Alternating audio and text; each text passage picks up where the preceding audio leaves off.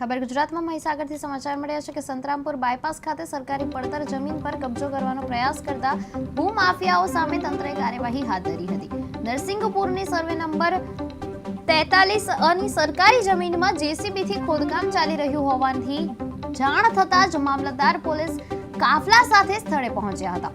મુખ્ય આરોપી ભૂમાફિયા અફઝલ કોઠારી ફરાર થયો હતો, જ્યારે તંત્રએ જેસીબી કબજે કરી કાયદેસરની કાર્યવાહી શરૂ કરી છે। અફઝલ કોઠારીનું નામ અગાઉ પણ આદિવાસીઓની 73 જમીનોના ગેરકાયદેસર વ્યવહારમાં ચર્ચામાં રહ્યું હોવાનું સામે આવ્યું છે।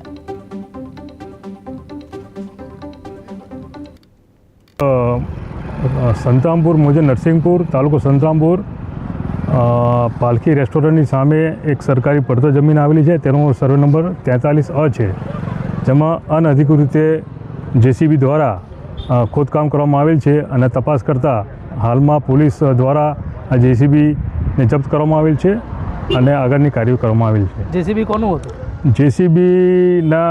જેસીબી કોનું છે, એના જે ડ્રાઈવર હતા એના મારફતે અફઝલભાઈ અને બીજા 3-4 ઇસમોનું નામ આપવામાં આવેલ છે। જમીન અફઝલભાઈની હતી કે પછી ના, જમીન સરકારી પડતર છે, અફઝલભાઈની નથી। શું નામ આપનું? આઈપી પઠાણ, મામલતદાર સંતરામપુર। જી સાહેબ, આજ રોજ સંતરામપુર મુજબ નરસિંગપુર તાલુકો સંતરામપુર પાલખી રેસ્ટોરન્ટની સામે એક સરકારી પડતર જમીન આવેલી છે, તેનો સર્વે નંબર 43 છે, જેમાં અનધિકૃત રીતે જેસીબી દ્વારા ખોદકામ કરવામાં આવેલ છે અને તપાસ કરતા